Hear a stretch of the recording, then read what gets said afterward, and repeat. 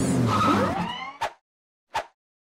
I'm Will from Tested. I'm Norm from Tested. Norm, Ultrabook. That's an Ultrabook. It's the Asus U31 Zenbook. Yeah, the Ultrabook that came out last year, Intel has been pushing these as competitors to Apple's MacBook Airs. Yes. And this is one of the first generation Ultrabooks. We got it at CES. Yeah, so they did the old-fashioned trade show thing where they say, hey, and some of you may already be winners, reach under your seat, and there was an envelope glued up underneath Matt Braga's chair with this laptop in it. It's a 2-month loaner. You're a winner. You're a winner. 2-month loaner. Okay. So this is the Core i5 2557M based Zenbook, 4 gigs of memory, 120 gig SSD. Now those are the exact same specs as you'd find on the entry-level 13-inch MacBook And Air. it's a 13-inch laptop as well. Okay, so this is very comparable, at least spec-wise, on paper, to a 13-inch MacBook Air. So naturally, I took it from Matt Braga almost immediately because he'd already spent some time with them, and started using this not day-to-day carry, but a fair amount during the last week or so. It is a really capable piece of hardware.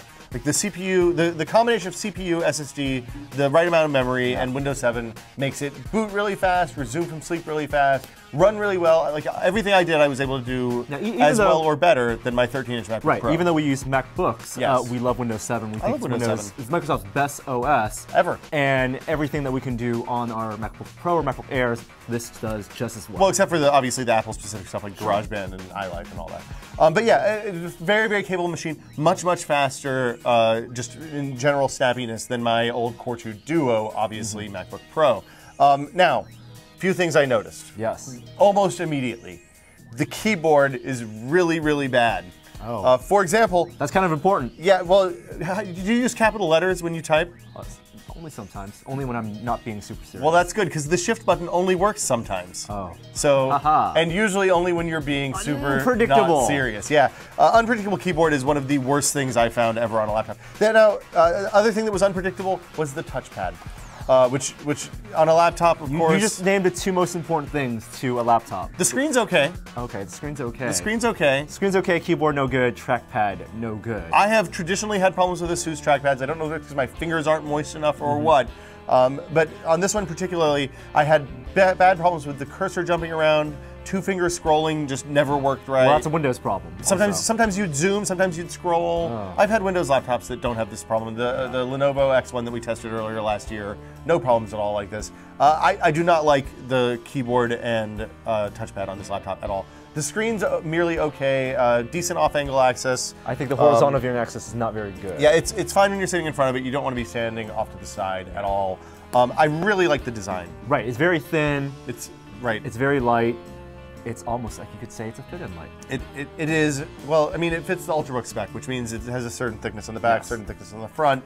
Battery life was really good. Oh, okay, how's battery? So battery life, I found 5-6 hours of normal kind of web browsing use, sitting on the couch, sitting in front of the TV, posting on forums, stuff like that. 5-6 hours, no problem. And that's the thing we found, the 13-inch Ultrabooks have much better battery life than like the 11-inch. Yeah, I mean, because your MacBook Air is what, 4 hours? 3 hours, if I'm lucky. So if you're concerned about battery life and want something that lasts all day, it's probably worth the extra size and weight. Ports are interesting. Micro VGA, micro HDMI, a couple of USB, and there's an SD card slot on here as well. Oh, okay. So, and there's one USB 3, I believe. So, yeah, in that regard, it's pretty well equipped. It's difficult for me to recommend any laptop with a bad keyboard and a bad touchpad. When you can get good touchpads, good keyboards, whatever, no reason to buy this laptop at all. Right. However, I'm very, very excited about the Ultrabook stuff. Yes. Having the SSD, having a really capable CPU, having a lot of memory is a really nice combination for a laptop, and gives you a lot of the things that I've always liked about MacBooks in a Windows-friendly package. But if someone could tolerate this keyboard and trackpad, or maybe plug in their own, don't buy this laptop. It is $1,100, $200 cheaper than the MacBook Air, but that's $200 the hassle that I don't want. Right. It's when you're something you use every day, and it's something that, like having any kind of inconsistency or annoyance between you and the device is bad news. So yeah, this is Asus's Ultrabook. It's the U31 2557 model. Like you said, $1,100. It's out now. You can check it out. I wouldn't recommend it, but I like Ultrabooks a lot after using this for a while. Use it as a frisbee. I